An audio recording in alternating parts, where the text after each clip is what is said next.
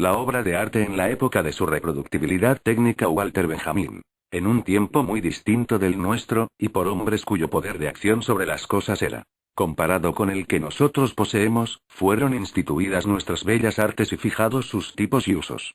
Pero el acrecentamiento sorprendente de nuestros medios, la flexibilidad y la precisión que estos alcanzan, las ideas y costumbres que introducen, nos aseguran respecto de cambios próximos y profundos en la antigua industria de lo bello. En todas las artes hay una parte física que no puede ser tratada como antaño, que no puede sustraerse a la acometividad del conocimiento y la fuerza modernos. Ni la materia, ni el espacio, ni el tiempo son, desde hace 20 años, lo que han venido siendo desde siempre. Es preciso contar con que novedades tan grandes transformen toda la técnica de las artes y operen por tanto sobre la inventiva, llegando quizás hasta modificar de una manera maravillosa la noción misma de arte. Prólogo. Cuando Marx emprendió el análisis de la producción capitalista estaba esta en sus comienzos. Marx orientaba su empeño de modo que cobrase valor de pronóstico. Se remontó hasta las relaciones fundamentales de dicha producción y las expuso de tal guisa que resultara de ellas lo que en el futuro pudiera esperarse del capitalismo. Y resultó que no solo cabría esperar de él una explotación crecientemente agudizada de los proletarios, sino además el establecimiento de condiciones que posibilitan su abolición. La transformación de la superestructura, que ocurre mucho más lentamente que la de la infraestructura, ha necesitado más de medio siglo para hacer vigentes en todos los campos de la cultura el cambio de las condiciones de la producción. ¿En qué forma sucedió? Es algo que solo hoy puede indicarse. Pero de esas indicaciones debemos requerir determinados pronósticos. Poco corresponderán a tales requisitos las tesis sobre el arte del proletariado después de su toma del poder. Mucho menos todavía algunas sobre el de la sociedad sin clases. Más en cambio una tesis acerca de las tendencias evolutivas del arte bajo las actuales condiciones de producción. Su dialéctica no es menos perceptible en la superestructura que en la economía. Por eso sería un error menospreciar su valor combativo.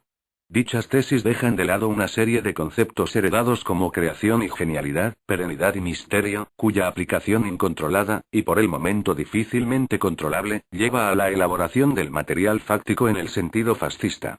Los conceptos que seguidamente introduciremos por vez primera en la teoría del arte se distinguen de los usuales en que resultan por completo inútiles para los fines del fascismo. Por el contrario, son utilizables para la formación de exigencias revolucionarias en la política artística. La obra de arte ha sido siempre fundamentalmente susceptible de reproducción. Lo que los hombres habían hecho, podía ser imitado por los hombres. Los alumnos han hecho copias como ejercicio artístico, los maestros las hacen para difundir las obras, y finalmente copian también terceros ansiosos de ganancias. Frente a todo ello, la reproducción técnica de la obra de arte es algo nuevo que se impone en la historia intermitentemente, a empellones muy distantes unos de otros, pero con intensidad creciente. Los griegos solo conocían dos procedimientos de reproducción técnica: fundir y acuñar. Bronces, terracotas y monedas eran las únicas obras artísticas que pudieron reproducir en masa. Todas las restantes eran irrepetibles y no se prestaban a reproducción técnica alguna. La xilografía hizo que por primera vez se reprodujese técnicamente el dibujo, mucho tiempo antes de que por medio de la imprenta se hiciese lo mismo con la escritura. Son conocidas las modificaciones enormes que en la literatura provocó la imprenta, esto es, la reproductibilidad técnica de la escritura. Pero a pesar de su importancia, no representan más que un caso especial del fenómeno que aquí consideramos a escala de historia universal. En el curso de la Edad Media se añaden a la xilografía el grabado en cobre y el aguafuerte, así como la litografía a comienzos del siglo XIX. Con la litografía, la técnica de la reproducción alcanza un grado fundamentalmente nuevo. El procedimiento, mucho más preciso, que distingue la transposición del dibujo sobre una piedra de su incisión en taco de madera o de su grabado al aguafuerte en una plancha de cobre, dio por primera vez al arte gráfico no solo la posibilidad de poner masivamente, como antes, sus productos en el mercado, sino además la de ponerlos en figuraciones cada día nuevas. La litografía capacitó al dibujo para acompañar, ilustrándola, la vida diaria. Comenzó entonces a ir al paso con la imprenta. Pero en estos comienzos fue aventajado por la fotografía pocos decenios después de que se inventara la impresión litográfica. En el proceso de reproducción plástica, la mano se descarga por primera vez de las incumbencias artísticas más importantes que en adelante van a concernir únicamente al ojo que mira por el objetivo. El ojo es más rápido captando que la mano dibujando. Por eso se ha apresurado tantísimo el proceso de la reproducción plástica que ya puede ir a paso con la palabra hablada. Al rodar en el estudio, el operador de cine fija las imágenes con la misma velocidad con la que el actor habla. En la litografía se escondía virtualmente el periódico ilustrado y en la fotografía el cine sonoro. La reproducción técnica del sonido fue empresa acometida a finales del siglo pasado. Todos estos esfuerzos convergentes hicieron previsible una situación que Paul Valéry caracteriza con la frase siguiente. Igual que el agua, el gas y la corriente eléctrica vienen a nuestras casas, para servirnos, desde lejos y por medio de una manipulación casi imperceptible, así estamos también provistos de imágenes y de series de sonidos que acuden a un pequeño toque, casi a un signo, y que del mismo modo nos abandonan.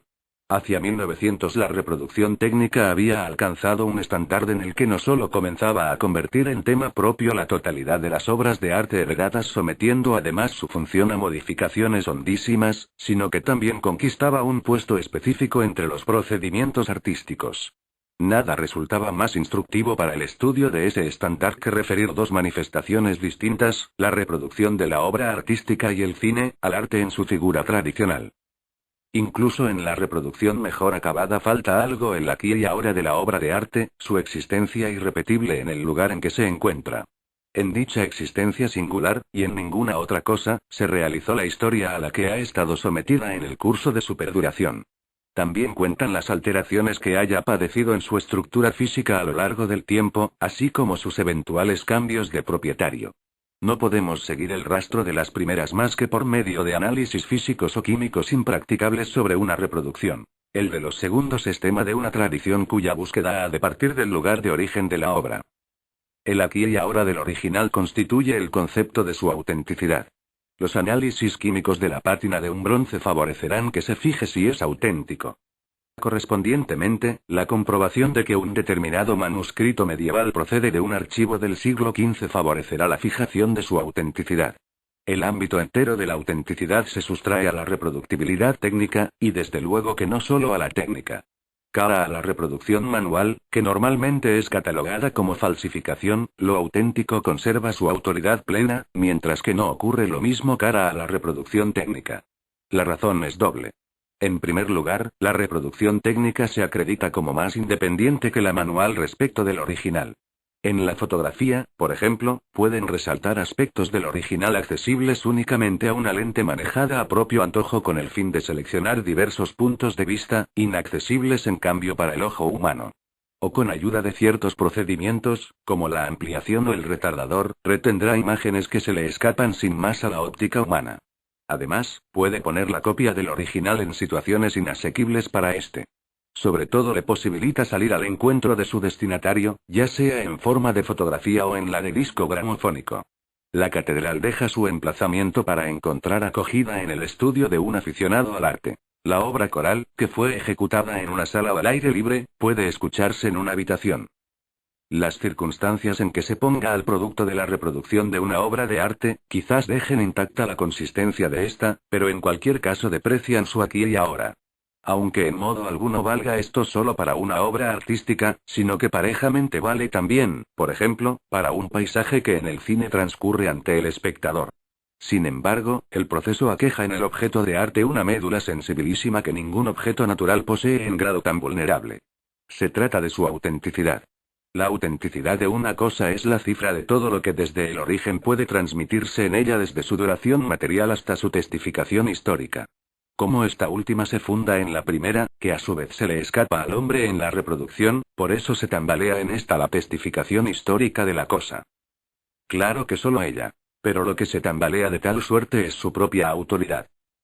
Resumiendo todas estas deficiencias en el concepto de aura, podremos decir en la época de la reproducción técnica de la obra de arte lo que se atrofia es el aura de esta. El proceso es sintomático. Su significación señala por encima del ámbito artístico. Conforme a una formulación general, la técnica reproductiva desvincula lo reproducido del ámbito de la tradición. Al multiplicar las reproducciones pone su presencia masiva en el lugar de una presencia irrepetible. Y confiere actualidad a lo reproducido al permitirle salir, desde su situación respectiva, al encuentro de cada destinatario. Ambos procesos conducen a una fuerte conmoción de la tradición, que es el reverso de la actual crisis y de la renovación de la humanidad. están además en estrecha relación con los movimientos de masas de nuestros días. Su agente más poderoso es el cine.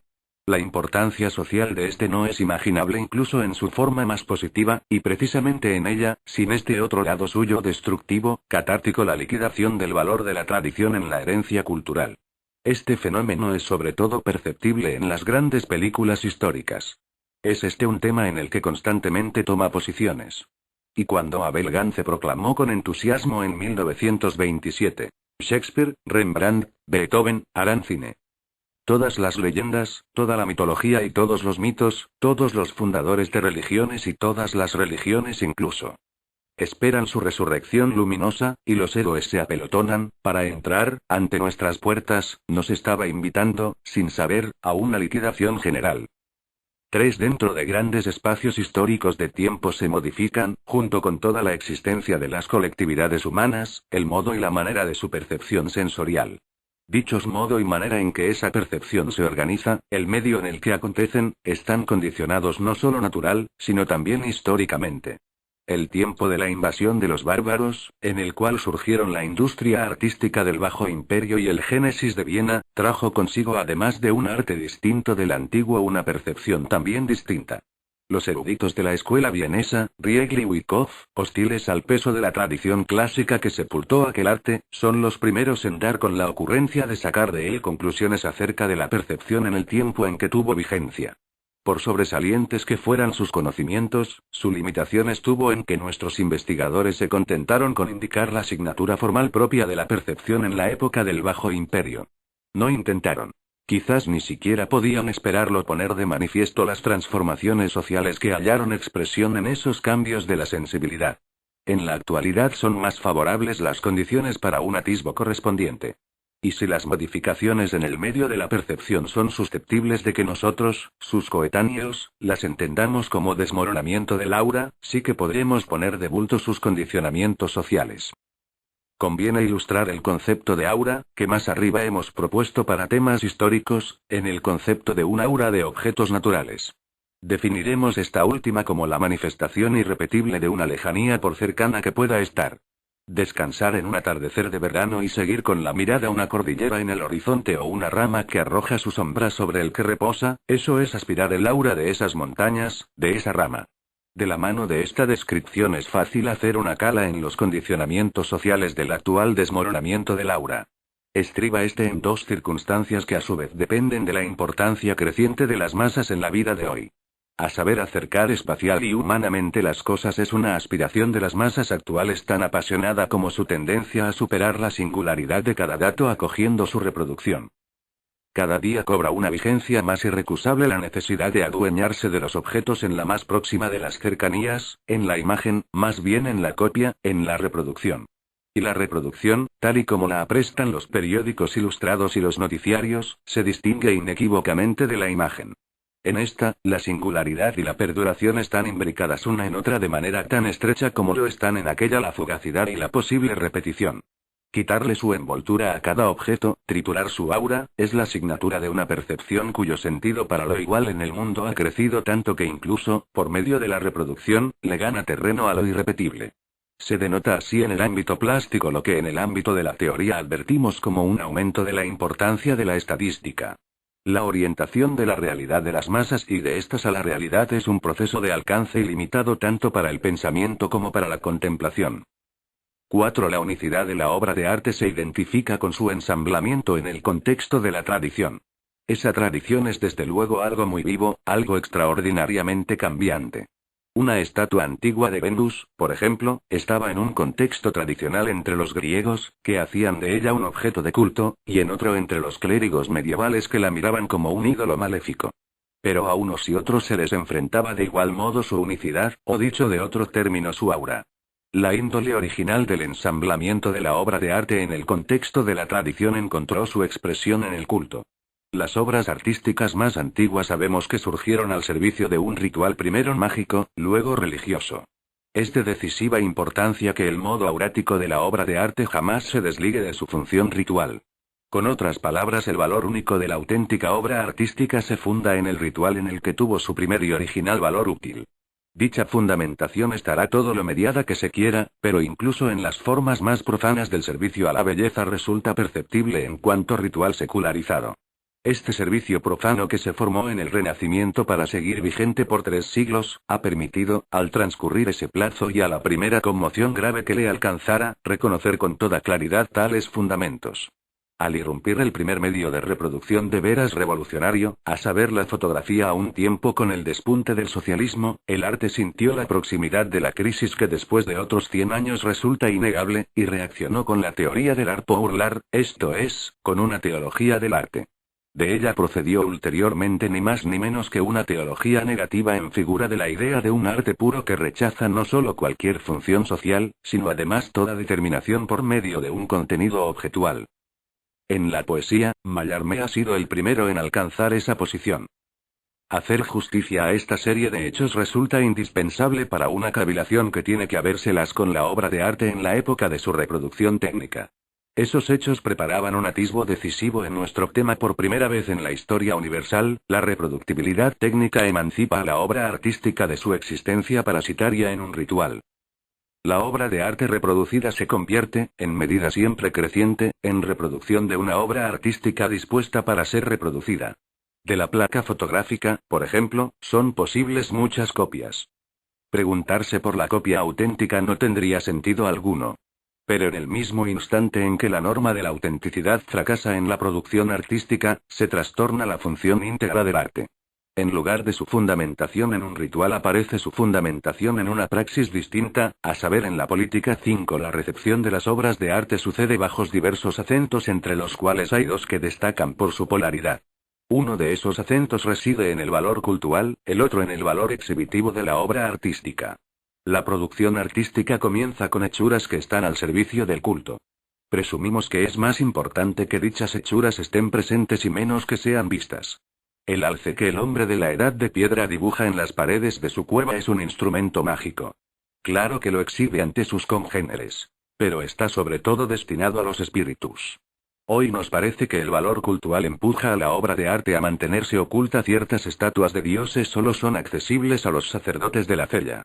Ciertas imágenes de vírgenes permanecen casi todo el año encubiertas, y determinadas esculturas de catedrales medievales no son visibles para el espectador que pisa el santo suelo.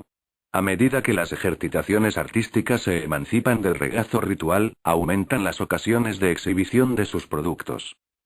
La capacidad exhibitiva de un retrato de medio cuerpo, que puede enviarse de aquí para allá, es mayor que la de la estatua de un dios, cuyo puesto fijo es el interior del templo. Y si quizás la capacidad exhibitiva de una misa no es de por sí menor que la de una sinfonía, la sinfonía ha surgido en un tiempo en el que su exhibición prometía ser mayor que la de una misa. Con los diversos métodos de su reproducción técnica han crecido en grado tan fuerte las posibilidades de exhibición de la obra de arte, que el corrimiento cuantitativo entre sus 2 polos se torna, como en los tiempos primitivos, en una modificación cualitativa de su naturaleza. A saber, en los tiempos primitivos, y en causa de la preponderancia absoluta de su valor cultural, fue en primera línea un instrumento de magia que solo más tarde se reconoció en cierto modo como obra artística. Y hoy la preponderancia absoluta de su valor exhibitivo hace de ella una hechura con funciones por entero nuevas, entre las cuales la artística, la que nos es consciente, se destaca como la que más tarde tal vez se reconozca en cuanto accesoria. Por lo menos es seguro que actualmente la fotografía y además el cine proporcionan las aplicaciones más útiles de ese conocimiento. 6. En la fotografía, el valor exhibitivo comienza a reprimir en toda la línea al valor cultural. Pero este no cede sin resistencia. Ocupa una última trinchera que es rostro humano. En modo alguno es casual que en los albores de la fotografía el retrato ocupe un puesto central. El valor cultural de la imagen tiene su último refugio en el culto al recuerdo de los seres queridos, lejanos o desaparecidos. En las primeras fotografías, vibra por vez postrera el aura en la expresión fugaz de una cara humana. Y esto es lo que constituye su belleza melancólica e incomparable. Pero cuando el hombre se retira de la fotografía, se opone entonces, superándolo, el valor exhibitivo cultural. Adjet es sumamente importante por haber localizado este proceso al retener hacia 1900 las calles de París en aspectos vacíos de gente. Con mucha razón se ha dicho de él que las fotografió como si fuesen el lugar del crimen. Porque también este está vacío y se le fotografía a causa de los indicios. Con ATT comienzan las placas fotográficas a convertirse en pruebas en el proceso histórico. Y así es como se forma su secreta significación histórica. Exigen una recepción en un sentido determinado. La contemplación de vuelos propios no resulta muy adecuada. Puesto que inquietan hasta tal punto a quien las mira, que para ir hacia ellas siente tener que buscar un determinado camino. Simultáneamente los periódicos ilustrados empiezan a presentarle señales indicadoras. Acertadas o erróneas, da lo mismo. Por primera vez son en esos periódicos obligados los pies de las fotografías. Y claro está que estos tienen un carácter muy distinto al del título de un cuadro. El que mira una revista ilustrada recibe de los pies de sus imágenes unas directivas que en el cine se harán más precisas e imperiosas, ya que la comprensión de cada imagen aparece prescrita por la serie de todas las imágenes precedentes. 7. Aberrante y enmarañada se nos antoja hoy la disputa sin cuartel que al correr del siglo XIX mantuvieron la fotografía y la pintura en cuanto al valor artístico de sus productos. Pero no pondremos en cuestión su importancia, sino que más bien podríamos subrayarla. De hecho, esa disputa era expresión de un trastorno en la historia universal del que ninguno de los dos contendientes era consciente. La época de su reproductibilidad técnica desligó al arte de su fundamento cultural y el halo de su autonomía se extinguió para siempre. Se produjo entonces una modificación en la función artística que cayó fuera del campo de visión del siglo. E incluso se le ha escapado durante tiempo al siglo XX, que es el que ha vivido el desarrollo del cine. En vano se aplicó por de pronto mucha agudeza para decidir si la fotografía es un arte sin plantearse la cuestión previa sobre si la invención de la primera no modificaba por entero el carácter del segundo. Enseguida se encargaron los teóricos del cine de hacer el correspondiente y precipitado planteamiento. Pero las dificultades que la fotografía deparó a la estética tradicional fueron juego de niños comparadas con las que aguardaban a esta última en el cine. De ahí esa ciega vehemencia que caracteriza los comienzos de la teoría cinematográfica. Abel Gance, por ejemplo, compara el cine con los jeroglíficos. Henos aquí, en consecuencia de un prodigioso retroceso, otra vez en el nivel de expresión de los egipcios. El lenguaje de las imágenes no está todavía a punto, porque nosotros no estamos aún hechos para ellas.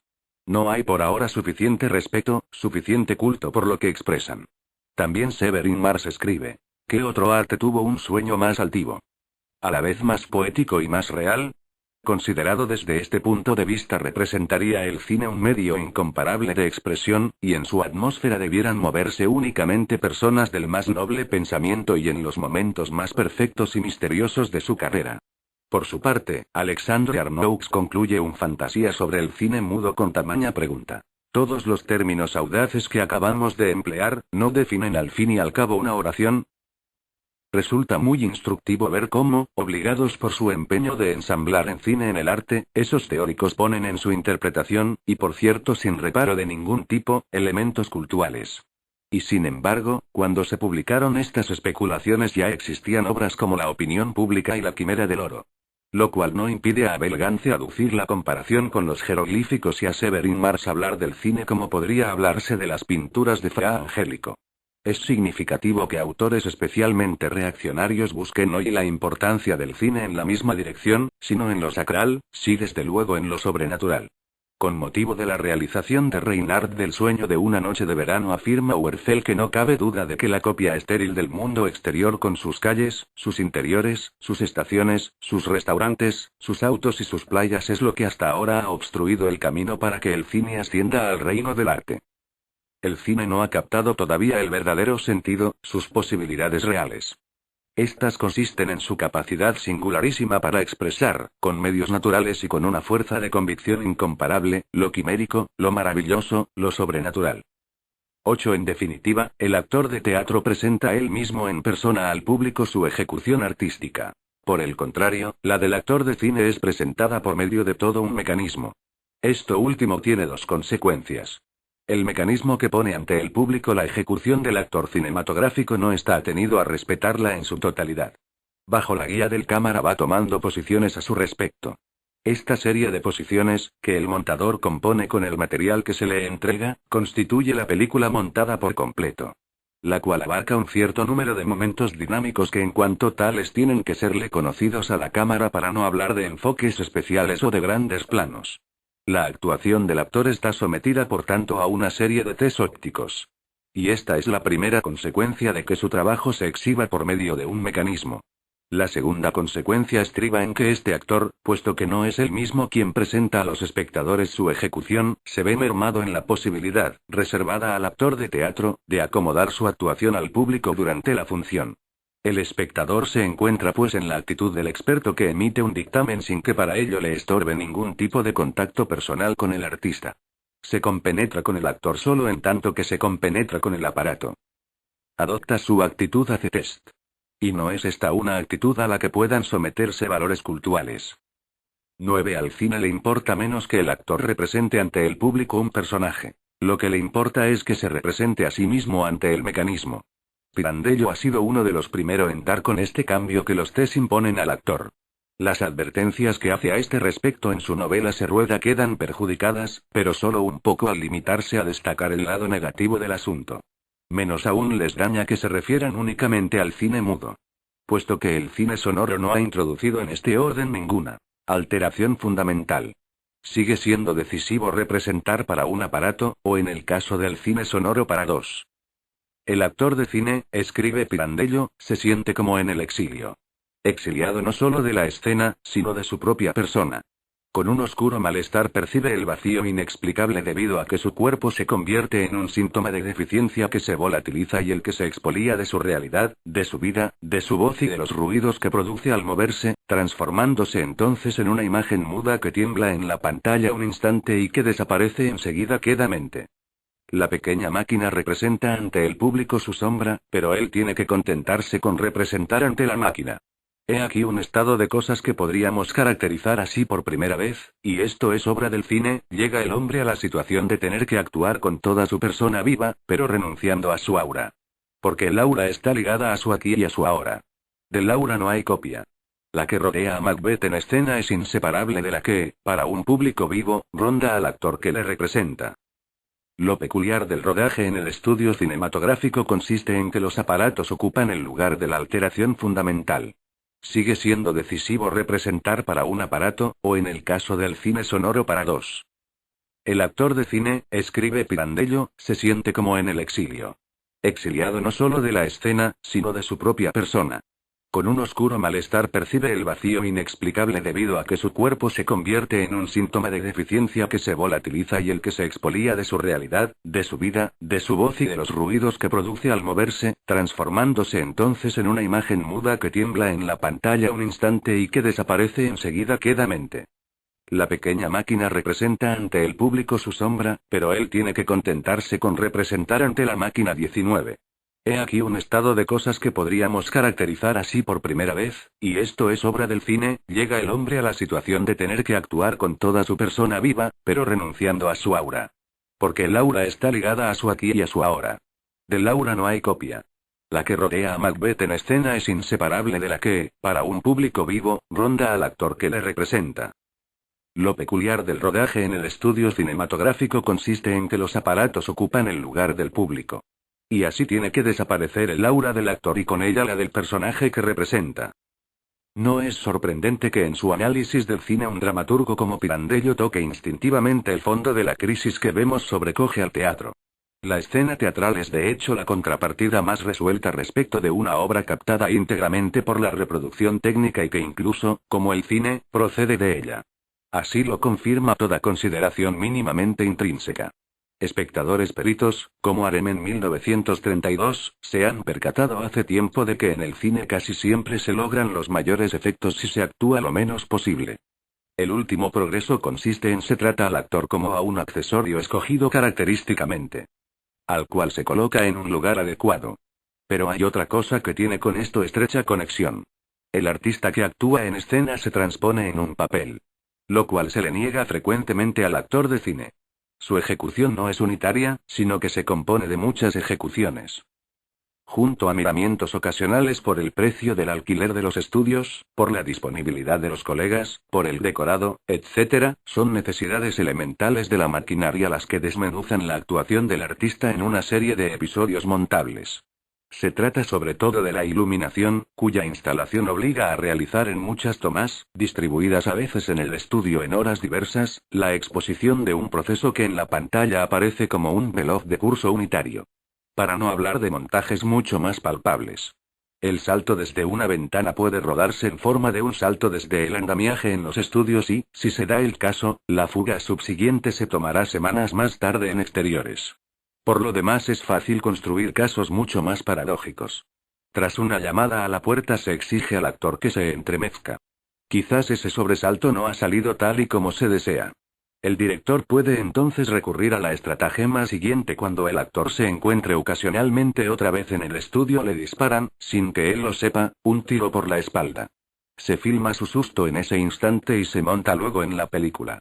Nada pone más drásticamente de bulto que el Ale se ha escapado del reino del halo de lo bello, único en el que se pensó por largo tiempo que podía alcanzar florecimiento.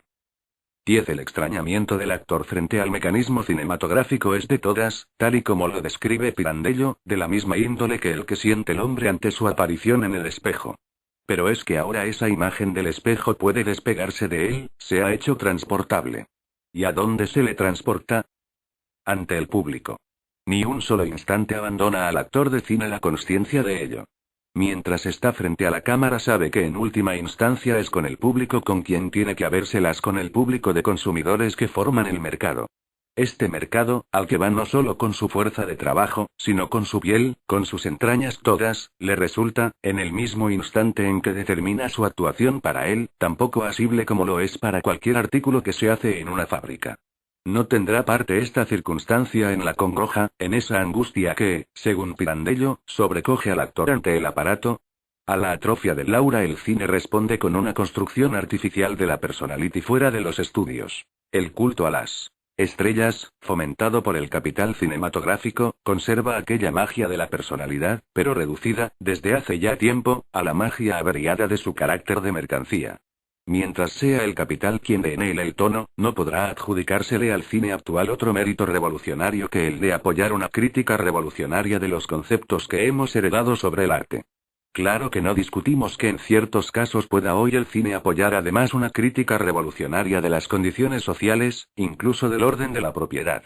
Pero no es este el centro de gravedad de la presente investigación, ni lo es tampoco de la producción cinematográfica de la Europa occidental. Es propio de la técnica del cine, igual que la del deporte, que cada quisque asista a sus exhibiciones como un medio especialista. Bastaría con haber escuchado discutir los resultados de una carrera ciclista a un grupo de repartidores de periódicos, recostados sobre sus bicicletas, para entender semejante estado de la cuestión. Los editores de periódicos no han organizado en balde concursos de carreras entre sus jóvenes repartidores. Y por cierto que despiertan gran interés en los participantes. El vencedor tiene la posibilidad de ascender de repartidor de diarios a corredor de carreras. Los noticiarios, por ejemplo, abren para todos la perspectiva de ascender de transeúntes a comparsas en la pantalla. De este modo puede en ciertos casos hasta verse incluido en una obra de arte. Recordemos 3 canciones sobre Lenin de Huertofo Borinaje de Ivens. Cualquier hombre aspirará hoy a participar en un rodaje. Nada ilustrará mejor esta aspiración que una cala en la situación histórica de la literatura actual. Durante siglos las cosas estaban así en la literatura: un escaso número de escritores se enfrentaba a un número de lectores 1000 veces mayor. Pero a fines del siglo pasado se introdujo un cambio. Con la creciente expansión de la prensa, que proporcionaba al público lector nuevos órganos políticos, religiosos, científicos, profesionales y locales, una parte cada vez mayor de esos lectores pasó, por de pronto ocasionalmente, del lado de los que escriben. La cosa empezó al abrirles su buzón la prensa diaria. Hoy ocurre que apenas hay un europeo en curso de trabajo que no haya encontrado alguna vez ocasión de publicar una experiencia laboral, una queja, un reportaje o algo parecido. La distinción entre autor y público está por tanto a punto de perder su carácter sistemático. Se convierte en funcional y discurre de distinta manera en distintas circunstancias. El lector está siempre dispuesto a pasar a ser un escritor. En cuanto perito, que para bien o para mal en perito tiene que acabar en un proceso laboral sumamente especializado, si bien su peritaje lo será solo de una función mínima, alcanza acceso al estado de autor. En la Unión Soviética es el trabajo mismo el que toma la palabra. Y su exposición verbal constituye una parte de la capacidad que es requisito para su ejercicio. La competencia literaria ya no se funda en una educación especializada, sino politécnica. Se hace así patrimonio común. Todo ello puede transponerse sin más al cine, donde ciertas remociones, que en la literatura han reclamado siglos, se realizan en el curso de un decenio. En la praxis cinematográfica, sobre todo en la rusa, se ha consumado ya esa remoción esporádicamente. Una parte de los actores que encontramos en el cine ruso no son actores en nuestro sentido, sino gentes que desempeñan su propio papel, sobre todo en su actividad laboral. En Europa occidental la explotación capitalista del cine prohíbe atender la legítima aspiración del hombre actual a ser reproducido. En tales circunstancias la industria cinematográfica tiene gran interés en aguijonear esa participación de las masas por medio de representaciones ilusorias y especulaciones ambivalentes. 11. El rodaje de una película, y especialmente de una película sonora, ofrece aspectos que eran antes completamente inconcebibles. Representa un proceso en el que es imposible ordenar una sola perspectiva sin que todo un mecanismo, aparatos de iluminación, cuadro de ayudantes, etc., que de suyo no pertenece a la escena filmada, interfiera en el campo visual del espectador a no ser que la disposición de su pupila coincida con la de la cámara. Esta circunstancia hace, más que cualquier otra, que las semejanzas, que en cierto modo se dan entre una escena en el estudio cinematográfico y en las tablas, resulten superficiales y de poca monta. El teatro conoce por principio el emplazamiento desde el que no se descubre sin más ni más que lo que sucede es ilusión. En el rodaje de una escena cinematográfica no existe ese emplazamiento. La naturaleza de su ilusión es de segundo grado. Es un resultado del montaje. Lo cual significa en el estudio de cine el mecanismo ha penetrado tan hondamente en la realidad que el aspecto puro de esta, libre de todo cuerpo extraño, es decir técnico, no es más que el resultado de un procedimiento especial, a saber el de la toma por medio de un aparato fotográfico dispuesto a este propósito y su montaje con otras tomas de igual índole. Despojada de todo aparato, la realidad es en este caso sobremanera artificial, y en el país de la técnica la visión de la realidad inmediata se ha convertido en una flor imposible. Este estado de la cuestión, tan diferente del propio del teatro, es susceptible de una confrontación muy instructiva con el que se da en la pintura. Es preciso que nos preguntemos ahora por la relación que hay entre el operador y el pintor. Nos permitiremos una construcción auxiliar apoyada en el concepto de operador usual en cirugía. El cirujano representa el polo de un orden cuyo polo opuesto ocupa el mago. La actitud del mago, que cura al enfermo imponiéndole las manos, es distinta de la del cirujano que realiza una intervención. El mago mantiene la distancia natural entre él mismo y su paciente al penetrar dentro de él, pero la aumenta solo un poco por la cautela con que sus manos se mueven entre sus órganos.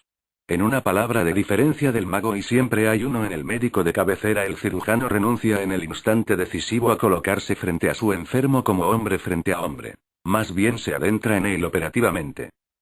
Mago y cirujano se comportan uno respecto del otro como el pintor y el cámara. El primero observa en su trabajo una distancia natural para con su dato. El cámara por el contrario se adentra hondo en la textura de los datos. Las imágenes que consiguen ambos son enormemente diversas. La del pintor es total y la del cámara múltiple, troceada en partes que se juntan.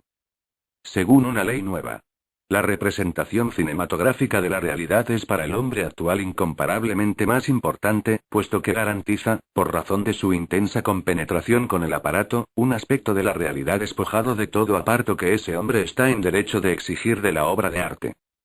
12. La reproductibilidad técnica de la obra artística modifica la relación de la masa para con el arte. De retrógrada, frente a un Picasso por ejemplo, se transforma en progresiva, por ejemplo cara a un Chaplin. Este comportamiento progresivo se caracteriza porque el gusto de mirar y por vivir se vincula en él íntima e inmediatamente con la actitud del que opina como perito. Esta vinculación es un indicio social importante. A saber, cuanto más disminuye la importancia social de un arte, tanto más se disocian en el público la actitud crítica y la fruitiva.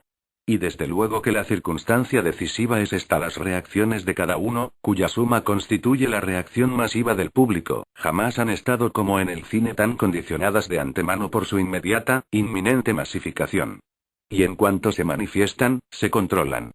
La comparación con la pintura sigue siendo provechosa. Un cuadro ha tenido siempre la aspiración eminente a ser contemplado por uno o por pocos. La contemplación simultánea de cuadros por parte de un gran público, tal y como se generaliza en el siglo XIX, es un síntoma temprano de la crisis de la pintura, que en modo alguno desató solo la fotografía, sino que con relativa independencia de ésta fue provocada por la pretensión por parte de la obra de arte de llegar a las masas. Ocurre que la pintura no está en situación de ofrecer objeto a una recepción simultánea y colectiva.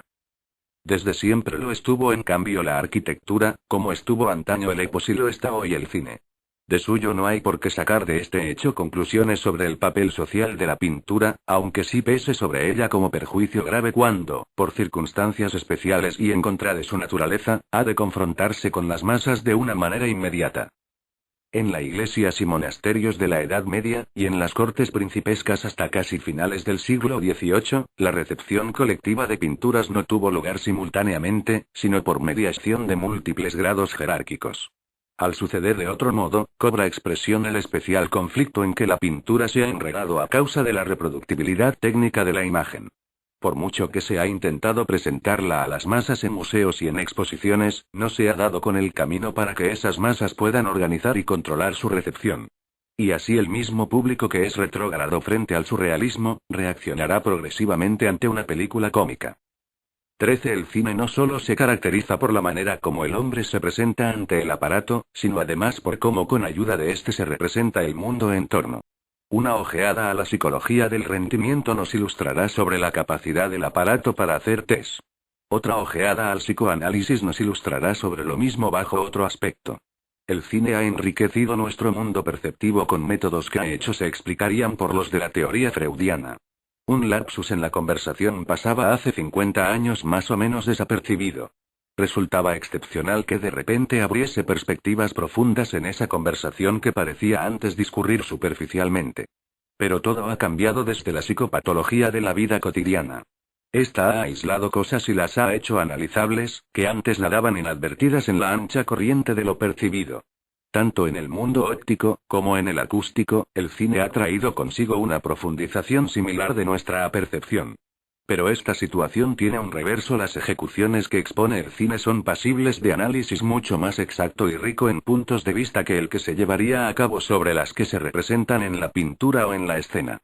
El cine indica la situación de manera incomparablemente más precisa, y esto es lo que constituye su mayor susceptibilidad de análisis frente a la pintura. Respecto de la escena, dicha capacidad está condicionada porque en el cine hay también más elementos susceptibles de ser aislados. Tal circunstancia tiende a favorecer, y de ahí su capital importancia, la interpenetración recíproca entre ciencia y arte. En realidad, apenas puede señalarse si un comportamiento limpiamente dispuesto dentro de una situación determinada como un músculo en un cuerpo atrae más por su valor artístico o por la utilidad científica que rendiría. Una de las funciones revolucionarias del cine consistiría en hacer que se reconozca que la utilización científica de la fotografía y su utilización artística son idénticas. Antes iban generalmente cada uno por su lado, haciendo primeros planos de nuestro inventario, subrayando detalles escondidos de nuestros enseres más corrientes, explorando entornos triviales bajo la guía genial del objetivo. El cine aumenta por un lado los atisbos en el curso irresistible por el que se rige nuestra existencia, pero por otro lado nos asegura un ámbito de acción insospechado, enorme. Parecía que nuestros bares, nuestras oficinas, nuestras viviendas amuebladas, nuestras estaciones y fábricas nos aprisionan sin esperanza. Entonces vino el cine y con la dinamita de sus décimas de segundo hizo saltar ese mundo carcelario. Y ahora emprendemos entre sus dispersos escombros viajes de aventuras. Con el primer plano se ensancha el espacio y bajo el retardador se alarga el movimiento. En una ampliación no solo se trata de aclarar lo que de otra manera no se vería claro, sino que más bien aparecen en ella formaciones estructurales del todo nuevas. Y tampoco el retardador se limita a aportar temas conocidos del movimiento, sino que en estos descubre otros enteramente desconocidos que en absoluto operan como lentificaciones de movimientos más rápidos, sino propiamente en cuanto movimientos deslizantes, flotantes, supraterrenales. Así es como resulta perceptible que la naturaleza que habla a la cámara no es la misma que la que habla al ojo. Es sobre todo distinta porque en lugar de un espacio que trama el hombre con su consciencia presenta otro tramado inconscientemente. Es corriente que pueda alguien darse cuenta, aunque no sea más que grandes rasgos, de la manera de andar de las gentes, pero desde luego que nada sabe de su actitud en esa fracción de segundo en que comienzan a alargar el paso. Nos resulta más o menos familiar el gesto que hacemos al coger el encendedor o la cuchara, pero apenas si sabemos algo de lo que ocurre entre la mano y el metal, cuanto menos de sus oscilaciones según los diversos estados de ánimo en que nos encontremos. Y aquí es donde interviene la cámara con sus medios auxiliares, sus subidas y sus bajadas, sus cortes y su capacidad aislativa, sus dilataciones y arrezagamientos de un decurso, sus ampliaciones y disminuciones. Por su virtud experimentamos el inconsciente óptico, igual que por medio del psicoanálisis nos enteramos del inconsciente pulsional. 14. Desde siempre ha venido siendo uno de los cometidos más importantes del arte provocar una demanda cuando todavía no ha sonado la hora de su satisfacción plena. 27. La historia de toda forma artística pasa por tiempos críticos en los que se tiende a urgir efectos que se darían sin esfuerzo alguno en un error técnico modificado, esto es, en una forma artística nueva. Y así las extravagancias y rudezas del arte, que se producen sobre todo en los llamados tiempos decadentes, provienen en realidad de su centro virtual histórico más rico. Últimamente el dadaísmo ha rebosado de semejantes barbaridades. Solo ahora entendemos su impulso. El dadaísmo intentaba, con los medios de la pintura o de la literatura respectivamente, producir los efectos que el público busca hoy en el cine. Toda provocación de demandas fundamentalmente nuevas, de esas que abren caminos, se dispara por encima de su propia meta. Así lo hace el dadaísmo en la medida en que sacrifica valores del mercado, tan propios del cine, en favor de intenciones más importantes de las que, tal y como aquí las describimos, no es desde luego consciente. Los dadaístas dieron menos importancia a la utilidad mercantil de sus obras de arte que a su inutilidad como objetos de inmersión contemplativa. Y en buena parte procuraron alcanzar esa inutilidad por medio de una degradación sistemática de su material. Sus poemas son ensaladas de palabras que contienen giros obscenos y todo detritus verbal imaginable. E igual pasa con sus cuadros, sobre todo los que montaban botones o billetes de tren o de metro o de tranvía. Lo que consiguen de esta manera es una destrucción sin miramientos del aura de sus creaciones. Con los medios de producción imprimen en ella el estigma de las reproducciones. Ante un cuadro de Arpo o un poema de Auguste Stram es imposible emplear un tiempo en recogerse y formar un juicio, tal y como lo haríamos ante un cuadro de Derain o un poema de Rilke. Para un burguesía degenerada el recogimiento se convirtió en una escuela de conducta social, y a él se le enfrenta ahora la distracción como una variedad de comportamiento social. Al hacer de la obra de arte un centro de escándalo, las manifestaciones dadaístas garantizaban en realidad una distracción muy vehemente. Había sobre todo que dar satisfacción a una exigencia, provocar escándalo público. De ser una apariencia atractiva o una hechura sonora convincente, la obra de arte pasó a ser un proyectil. Chocaba con todo destinatario. Había adquirido una calidad táctil. Con lo cual favoreció la demanda del cine, cuyo elemento de distracción es táctil en primera línea, es decir que consiste en un cambio de escenarios y de enfoques que se adentran en el espectador como un choque. Comparemos el lienzo. Pantalla sobre el que se desarrolla la película con el lienzo en el que se encuentra una pintura. Este último invita a la contemplación. Ante él podemos abandonarnos al fluir de nuestras asociaciones de ideas. Y en cambio no podremos hacerlo ante un plano cinematográfico. Apenas lo hemos registrado con los ojos y ya ha cambiado. No es posible fijarlo. Duhamel, que odia el cine y no ha entendido nada de su importancia, pero sí lo bastante de su estructura, anota esta circunstancia de modo siguiente. Ya no puedo pensar lo que quiero. Las imágenes movedizas sustituyen mis pensamientos. De hecho, el curso de las asociaciones en la mente de quien contempla las imágenes queda enseguida interrumpido por el cambio de estas. Y en ello consiste el efecto de choque del cine que, como cualquier otro, pretende ser captado gracias a una presencia de espíritu más intensa. Por virtud de su estructura técnica, el cine ha liberado al efecto físico del choque del embalaje, por así decirlo moral, en que lo retuvo el dadaísmo. 15. La masa es una matriz de la que actualmente surte, como vuelto a nacer, todo comportamiento consabido frente a las obras artísticas. La cantidad se ha convertido en calidad. El crecimiento masivo del número de participantes ha modificado la índole de su participación. Que el observador no se llame al engaño porque dicha participación aparezca por de pronto bajo una forma desacreditada. No han faltado los que, guiados por su pasión, se han atenido precisamente a este lado superficial del asunto. Duhamel es entre ellos el que se ha expresado de modo más radical. Lo que agradece al cine es esa participación peculiar que despierta a las masas. Le llama pasatiempo para parias, disipación para iletrados, para criaturas miserables aturdidas por sus trajines y sus preocupaciones.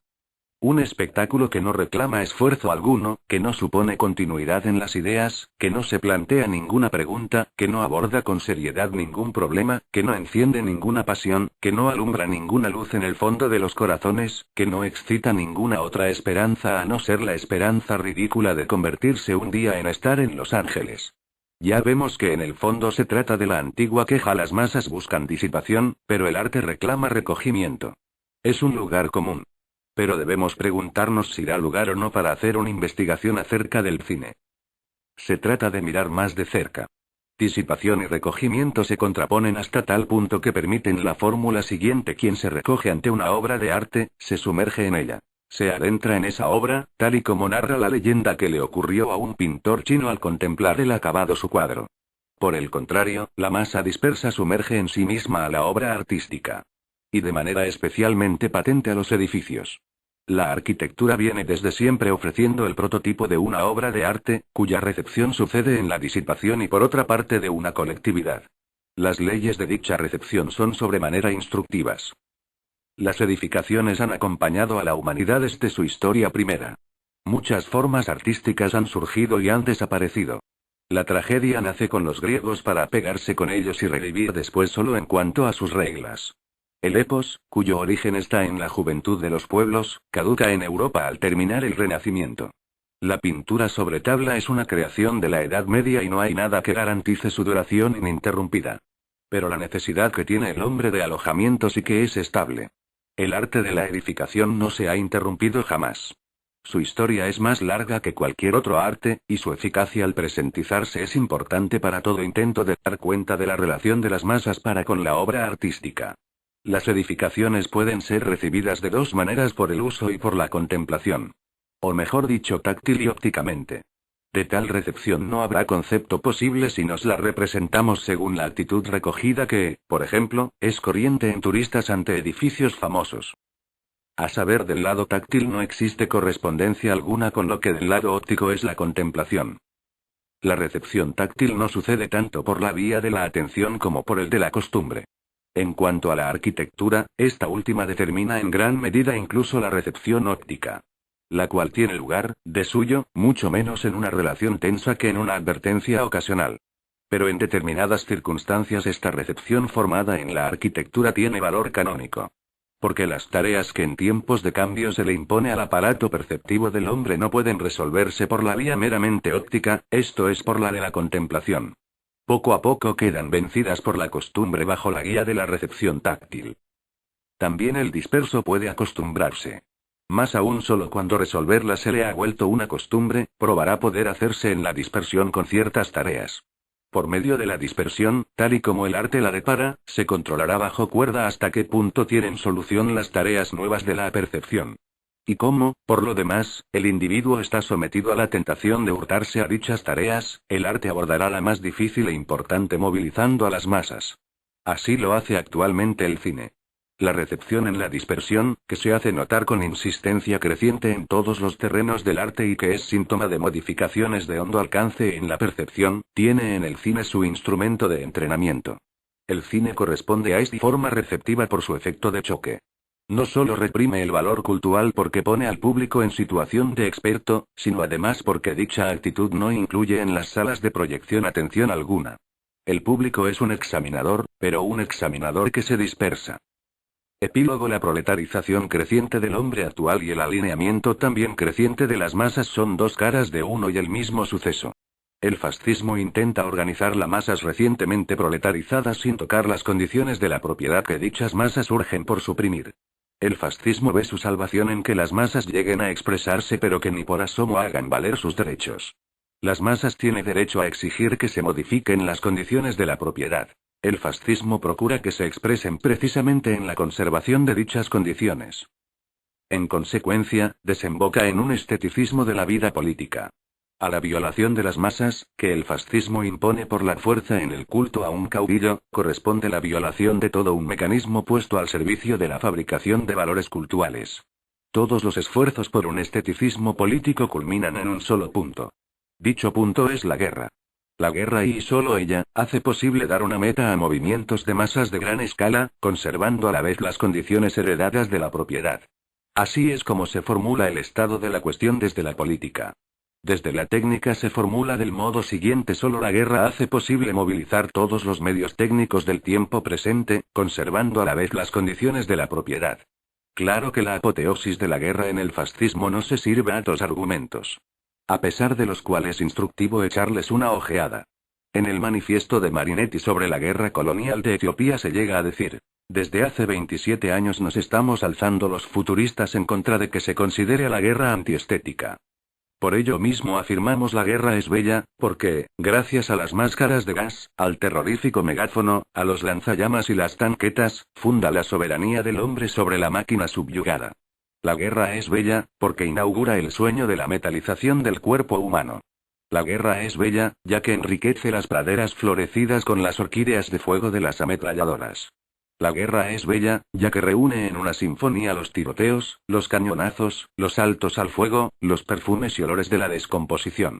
La guerra es bella, ya que crea arquitecturas nuevas como la de los tanques, la de las escuadrillas formadas geométricamente, la de las espirales de humo en las aldeas incendiadas y muchas otras. Poetas y artistas futuristas. Acordaos de estos principios fundamentales de una estética de la guerra para que iluminen vuestro combate por una nueva poesía, por unas artes plásticas nuevas. Este manifiesto tiene la ventaja de ser claro. Merece que el dialéctico adopte su planteamiento de la cuestión. La estética de la guerra actual se le presenta de la manera siguiente: mientras que el orden de la propiedad impide el aprovechamiento natural de las fuerzas productivas, el crecimiento de los medios técnicos, de los ritmos, de las fuentes de energía, urge un aprovechamiento antinatural. Y lo encuentra en la guerra que, con sus destrucciones, proporciona la prueba de que la sociedad no estaba todavía lo bastante madura para hacer de la técnica su órgano, y de que la técnica tampoco estaba suficientemente elaborada para dominar las fuerzas elementales de la sociedad. La guerra imperialista está determinada en sus rasgos atroces por la discrepancia entre los poderosos medios de producción y su aprovechamiento insuficiente en el proceso productivo, en otras palabras, por el paro laboral y la falta de mercados de consumo. La guerra imperialista es un levantamiento de la técnica, que se cobra en el material humano las exigencias a las que la sociedad ha sustraído su material natural. En lugar de sus trincheras, en lugar de esparcir grano desde sus aeroplanos, esparce bombas incendiarias sobre las ciudades. Y la guerra de gases ha encontrado un medio nuevo para acabar con el aura. Fiat ars, pereat mundus, dice el fascismo, y espera de la guerra, tal y como lo confiesa Marinetti, la satisfacción artística de la percepción sensorial modificada por la técnica. Resulta patente que esto es la realización acabada del arte popular. La humanidad, que antaño, en Homero, era un objeto de espectáculo para los dioses olímpicos, se ha convertido ahora en espectáculo de sí misma. Su autoalienación ha alcanzado un grado que le permite vivir su propia destrucción como un goce estético de primer orden. Este es el esteticismo de la política que el fascismo propugna. El comunismo le contesta con la politización del arte.